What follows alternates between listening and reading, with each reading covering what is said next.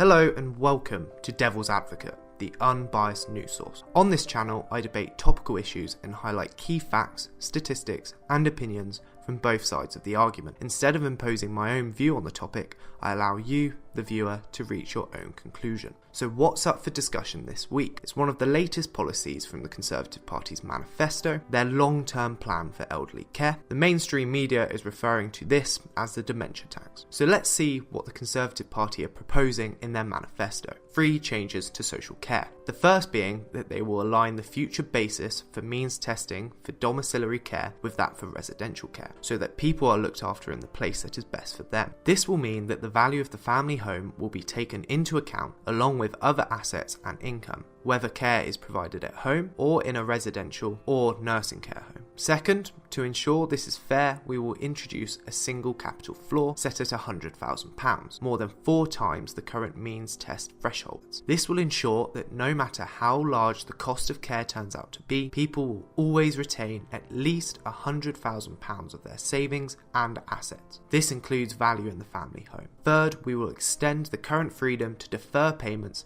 for residential care to those receiving care at home, so no one will have to sell their home in their lifetime to pay for care. So let's look at how this will affect people.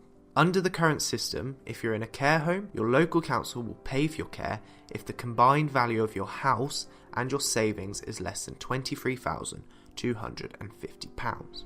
However, the calculation is different if you're cared for in your own home and receiving so-called domiciliary care. In those cases, councils do not include the value of your house when they're assessing your ability to pay. They only look at how much you have in savings. So if you're in a care home or in your own home, once you hit that £23,250 capital threshold, you have to start contributing to the cost of your care. So these contributions are not taken directly.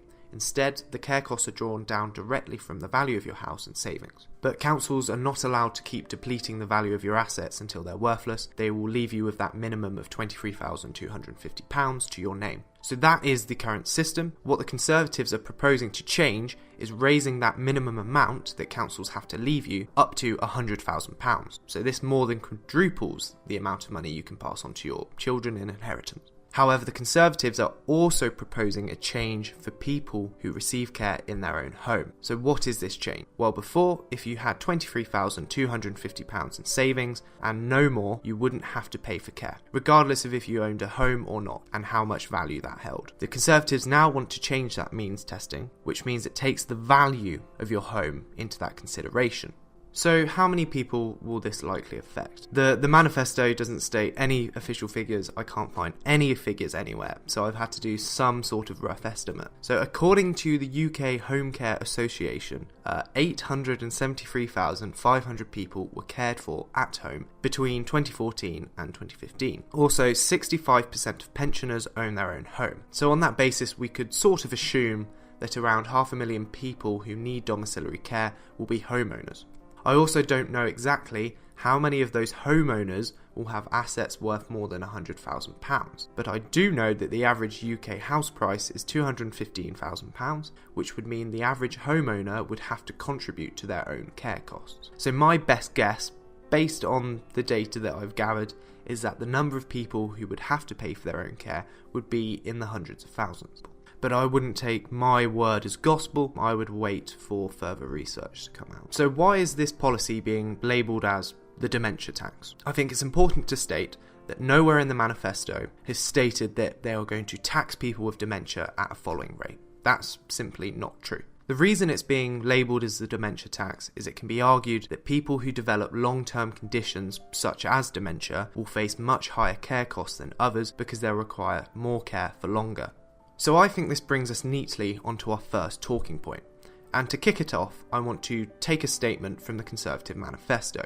It says that those who can should rightly contribute to their care from savings and accumulated wealth, rather than expecting current and future taxpayers to carry the cost on their behalf. Now, I think this is a very polarising statement. On one side, you have the current pensioners who have paid taxes and national insurance their entire life, and now they're also having to pay for their own care. Should these taxes that they've paid actually cover their social care costs? On the other side of the coin, we have an ageing population, we have young people that are living at home longer, cannot afford houses, and you tax them more to pay for the social care of the elderly. So there's a second talking point that I haven't really seen scrutinised much in the media. They focus much more on the dementia aspect of it. Now this point is about the £100,000 cap, because previously it was £23,250. Do you believe that raising this cap is a good thing or a bad thing? The two arguments to this I've seen is that people against it are the ones that are against inheritance. The reason being is that inheritance does push apart the rich and poor even further. The other side to this argument is that raising the cap to £100,000 means that people that require long-term care actually hold on to more of their assets to pass on to their family. So this concludes this week's episode. I must apologise, it's much shorter than others, mainly due to the fact that I wanted to get it out before June 8th, before the election, which should remind you, please go out and vote. It's your democratic duty. Thank you for watching, and I'll speak to you next week after the election when we could possibly have a new government.